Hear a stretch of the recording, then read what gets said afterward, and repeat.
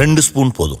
Line date syrup. இதுல iron, fibre, vitamins, நோய் எதிர்ப்பு சக்தி அதிகமா இருக்கு. Line date syrup. குக்கரி சேனலை பார்த்து யார் வேணாலும் சமையல் பண்ணலாம். ஆனா சுவையான சமையல் பண்றது எப்படி? நான் இதயம் நல்லெண்ணெயில சமையல் பண்றேன். ஆஹா ஓஹோன்னு பாராட்டுறாங்க. நீங்களும் இதயம் நல்லெண்ணெயில சமையல் பண்ணுங்க, பாராட்ட வாங்குங்க.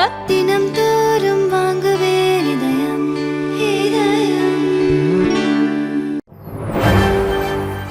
வணக்கம். செய்திச் சுருக்கம். கிறிஸ்துமஸ் பண்டிகை கோலாகலம். உலகம் முழுதும் இன்று கிறிஸ்துமஸ் பண்டிகை கோலாகலமாக கொண்டாடப்பட்டு வருகிறது. நள்ளிரவு முதல் சர்ச்சுகளில் சிறப்பு பிரார்த்தனை, திருப்பலி ஆராதனை நடந்தது.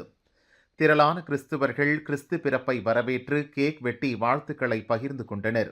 சென்னை சாந்தோம் சர்ச்சில் இயேசு பிறப்பை மணல் மற்றும் பயோபிளாஸ்டிக் மூலம் 17 அடி சிற்பமாக காட்சிப்படுத்தப்பட்டுள்ளது அனைவரது கவனத்தை ஈர்த்தது.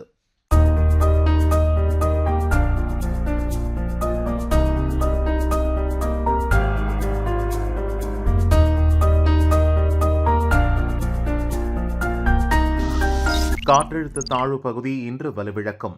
2 நாட்களுக்கு முன் உருவாகி வங்கக்கடலில் நிலவும் ஆழ்ந்த காற்றழுத்த தாழ்வு பகுதி இன்று வலுவிழக்கும் என வானிலை ஆய்வு மையம் தெரிவித்துள்ளது. அதே நேரம் லட்சத்தீவு மற்றும் அதை ஒட்டிய பகுதிகளில் ஒரு வளிமண்டல கீழடுக்கு சுழற்சி நிலவுகிறது. இதன் எதிரொலியாக தமிழகத்தின் வட தென் மாவட்டங்களில் ஒரு சில இடங்கள் மற்றும் புதுச்சேரியில் இன்று மிதமான மழை பெய்ய வாய்ப்புள்ளது. தமிழகத்தின் வடகடலோரம், தெற்கு ஆந்திர கடலோரம், மத்திய மேற்கு வங்கக்கடல் பகுதிகளில் சூறாவளி காற்றின் தாக்கம் அதிகமாக இருக்கும்.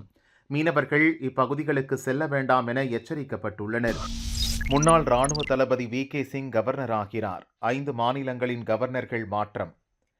கேரளா, பீகார், ஒடிசா மாநில கவர்னர்கள் இடமாற்றம் செய்யப்பட்டுள்ளனர். மணிப்பூர், மிசோரம் மாநிலங்களுக்கு புது கவர்னர்கள் நியமிக்கப்பட்டுள்ளனர். மத்திய உள்துறையின் முன்னாள் செயலர் அஜய்குமார் பல்லா மணிப்பூரின் புதிய கவர்னராக நியமிக்கப்பட்டுள்ளார்.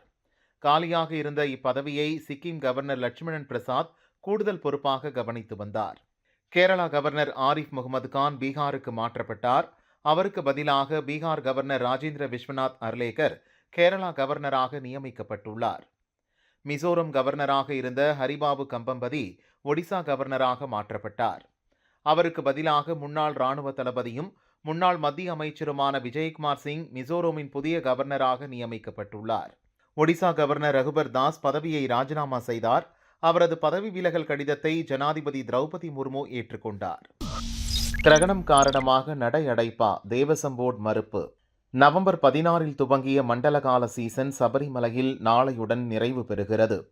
தங்க அங்கி வருகை, மண்டல பூஜையை ஒட்டி பக்தர்களுக்கு இன்றும் நாளையும் கட்டுப்பாடுகள் விதிக்கப்பட்டுள்ளன.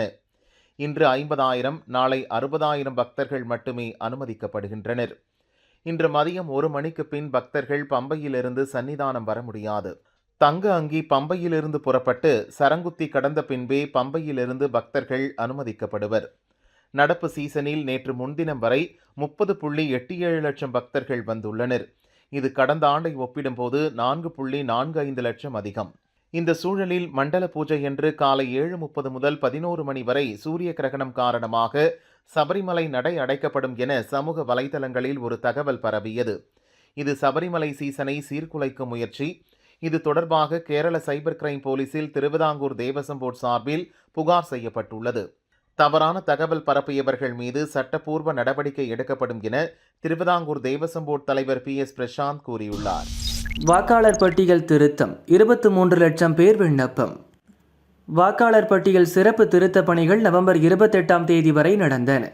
பட்டியலில் பெயர் நீக்க 2.69 லட்சம், பெயர் திருத்தம் மற்றும் முகவரி மாற்றத்துக்கு 1.60 லட்சம் விண்ணப்பங்கள் ஆன்லைனில் வந்துள்ளன.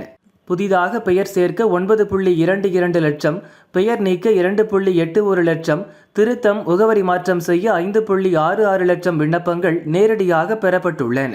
ஒட்டுமொத்தமாக 23 லட்சம் விண்ணப்பங்கள் பெறப்பட்டுள்ளது. ஜனவரியில் புதிய வாக்காளர் பட்டியல் வெளியிடப்பட உள்ளது. காஷ்மீரில் 300 அடி பள்ளத்தில் உருண்டது ராணுவ வாகனம். ஜம்மு காஷ்மீரின் பூஞ்ச் மாவட்டத்தில் எல்லை கட்டுப்பாடு கோடு வழியாக 6 ராணுவ வாகனங்கள் சென்று கொண்டிருந்தன. கோரா போஸ்ட் என்ற இடத்தில் வந்தபோது ஒரு வாகனம் சாலையோரத்தில் இருந்த 300 அடி பள்ளத்தில் உருண்டு விழுந்தது. வாகனத்தில் சென்ற 10 பேரில் 5 ராணுவ வீரர்கள் இறந்தனர். 5 பேர் படுகாயமடைந்தனர். மீட்பு குழுவினர் அவர்களை மீட்டு பூஞ்ச் மருத்துவமனைக்கு அனுப்பினர். சாலையின் வளைவில் திரும்பும்போது வாகனம் பள்ளத்தில் விழுந்திருக்கலாம் என கூறப்படுகிறது. எனினும் விபத்துக்கான உண்மை காரணம் பற்றி விசாரிக்கப்படுகிறது. பற்றி எரிந்ததா ஈஃபில் டவர், பரவுகிறது ஃபேக் வீடியோ. பிரான்ஸ் தலைநகர் பாரிஸில் அமைந்துள்ள உலக அதிசயமான ஈஃபில் டவரில் திடீர் தீ விபத்து ஏற்பட்டுள்ளதாக சர்வதேச ஊடகங்கள் செய்தி வெளியிட்டுள்ளன. சுற்றுலா பயணிகளுக்கு தற்காலிக தடை விதிக்கப்பட்டதாகவும் கூறப்படுகிறது. சோசியல் மீடியாக்களில் ஈஃபில் டவர் பற்றி எறிவது போன்ற வீடியோக்களும் போட்டோக்களும் வைரலாகி வருகின்றன. பரவும் தகவல் உண்மையா என்பது குறித்து பார்ப்போம். வைரலாகும் ஈஃபில் டவர் எறிவது போன்ற காட்சிகள் உண்மையில்லை. AI மூலம் உருவாக்கப்பட்ட படங்களை பயன்படுத்தி வெளியிடப்பட்ட டிக்டாக் வீடியோ தான் அது. ஈஃபில் கோபுரம் சேதமடையாமல் உள்ளது. அதே நேரம் ஈஃபில் டவரின் முதல் மற்றும் இரண்டாவது தளத்திற்கு இடையே உள்ள லிப்டில் நேற்று மதியம் தீ விபத்து ஏற்பட்டுள்ளது. லிப்டுக்கு அருகில் உள்ள கேபிள்கள் அதிக ஹீட் ஆனதால் தீப்பிடித்துள்ளது. தீயணைப்பு மீட்பு படையினர் உடனடியாக தீயை அணைத்தனர். அங்கிருந்த 1200 சுற்றுலா பயணிகள் பாதுகாப்பாக வெளியேற்றப்பட்டனர். கட்டடத்தில் இருந்த 12,000 சுற்றுலா பயணிகள் வெளியேற்றப்பட்டு தற்காலிக தடை விதிக்கப்பட்டது.